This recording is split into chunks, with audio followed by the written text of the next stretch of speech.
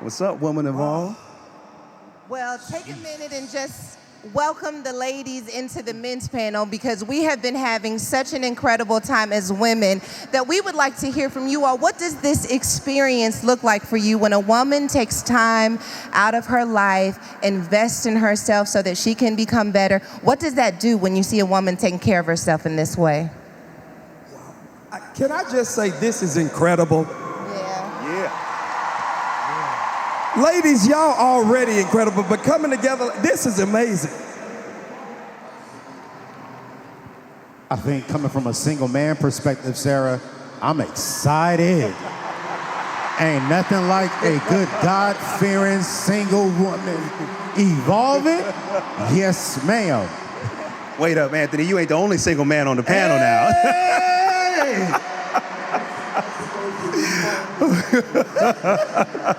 Oh, but to answer your question, it's phenomenal as men to be invited here and to be witness to the evolution of women right before our eyes. I mean, it's powerful. So to answer your question, an evolved woman is a powerful woman, a woman to be respected and cared for, and to be honored and cherished. All right, DeVon. Okay. I just want you all to know, just because they said they were single does not mean that they need your business cards or your advertisement. We're going to keep it holy. This is your brother in the Lord. Oh, amen. You been got one of them, I make a mean pot of greens. But I like greens, David. I am wondering, one of the reasons, and I'll be honest with y'all, we kind of went back and forth about whether or not we would have a men's panel, because we do create such a sacred space for womanhood and vulnerability.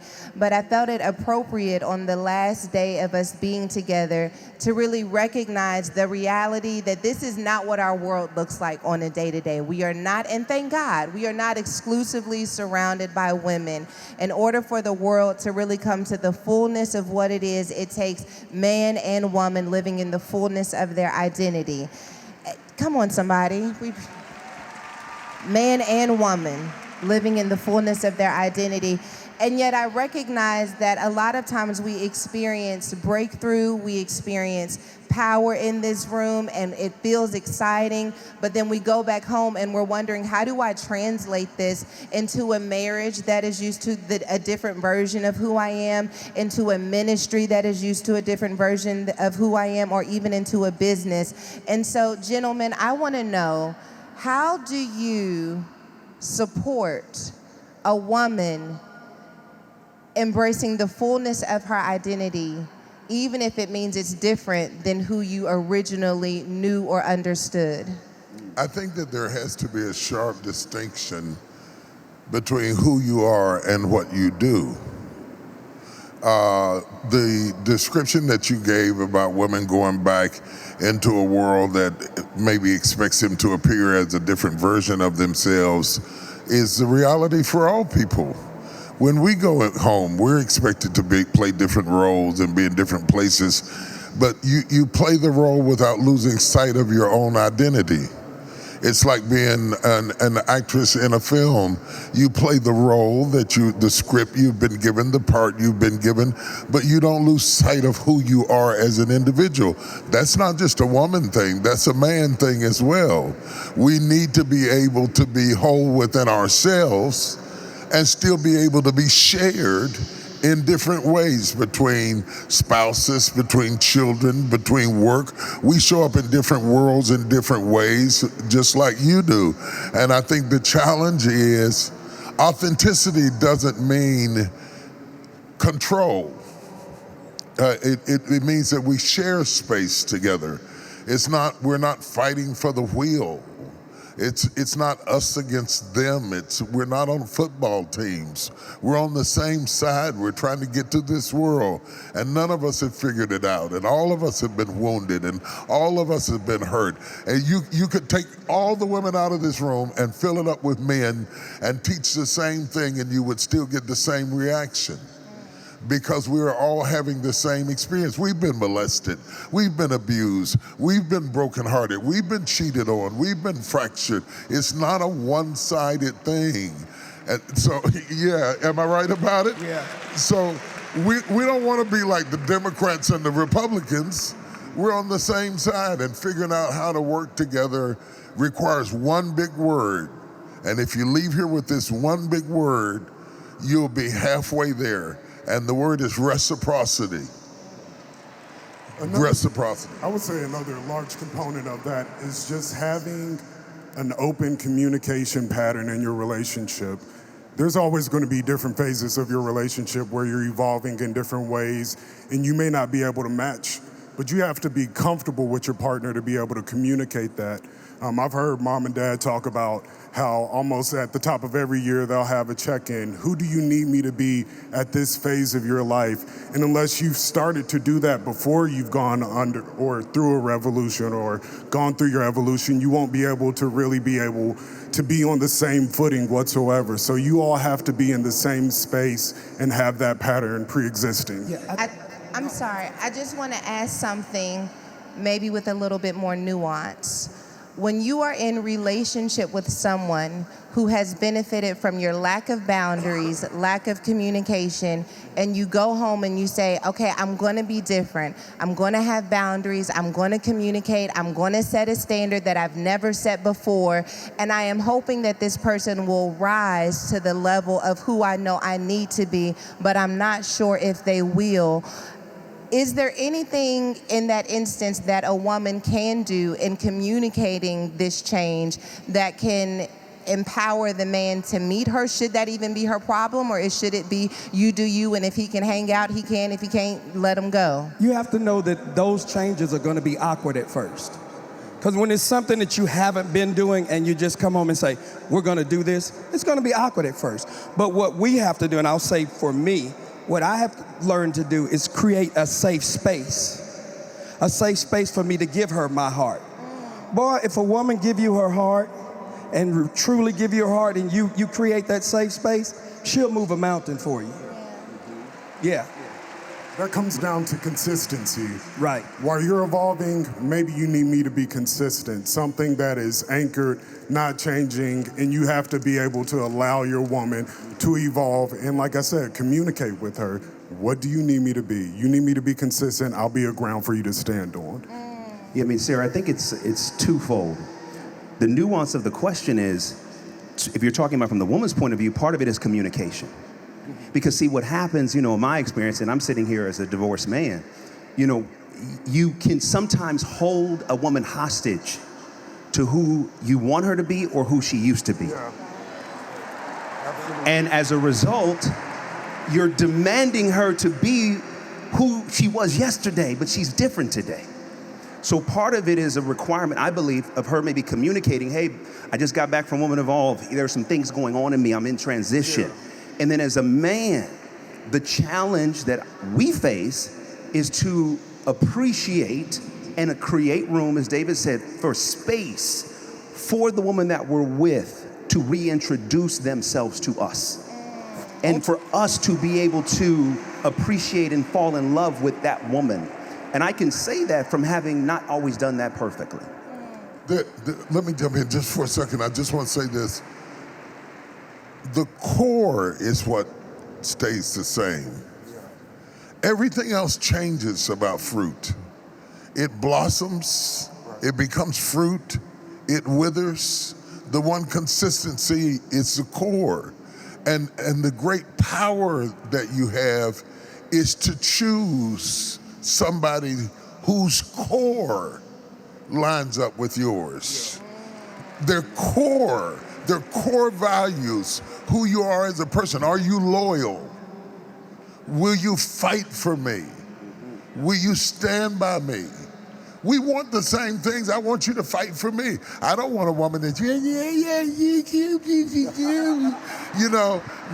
no, because we got to fight this world together. Right. We have to fight through life together. We have to fight through ownership, building a life, building people, building human beings together. I want you to be strong. I want you to be a warrior, but I don't want you to take your strength out on me. I don't want you to take your strength out on me, and I don't want to take my strength out on you, because we cannot win at a game where we are competitors. We have to be collaborative in order to win at the game. So it's not about competing with me. I can make more money than you. No, because all of that may change. I've seen different seasons. I'm probably the oldest guy up here. I've seen seasons. Things change. You can be popular today. You can be unpopular tomorrow. You can be employed today. You can be unemployed tomorrow. You can be a millionaire. You can be homeless next week. Don't build your hopes on things that change. Go with core value. Do you love me? Do you love God? Will you fight for me? Can we withstand an argument? Can we go through a disagreement and still have the core value where we were fussing, yeah, we got mad, and yeah, you got on my nerves, yeah, I think you're stupid, and yes, you disrespected me, yes, you got on, yeah. And now, where we gonna go eat? That's relationship. That's relationship. If you get that, that's good. How you doing? What's going on with you? Are you okay? If you don't have that, you don't have the right person.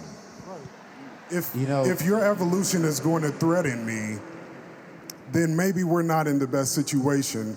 Honestly, you're evolving to better. So if that threatens our relationship, there's something wrong with our relationship. Or there's something wrong with my past where you trigger me. Insecure. Because I'm insecure. Exactly. Yeah. Because maybe my mother left me, and now you're changing on me, and now I'm reacting not because you did anything wrong, but it's a trigger for me because I've been just as traumatized as you have. I just expressed it differently. Some of the things that got on your nerves about me was my trauma. Yeah. So recognize male trauma shows up differently at the table. Okay, yeah, go ahead. Go ahead, sir. No, this is you. Go ahead. Well, no, I want to talk about male trauma for a minute. Because when we talk about women who are having deep conversations about their trauma, it's being exposed. We're having conversations about shame and resiliency and strength. And it does not appear that these types of conversations are happening and directed towards men.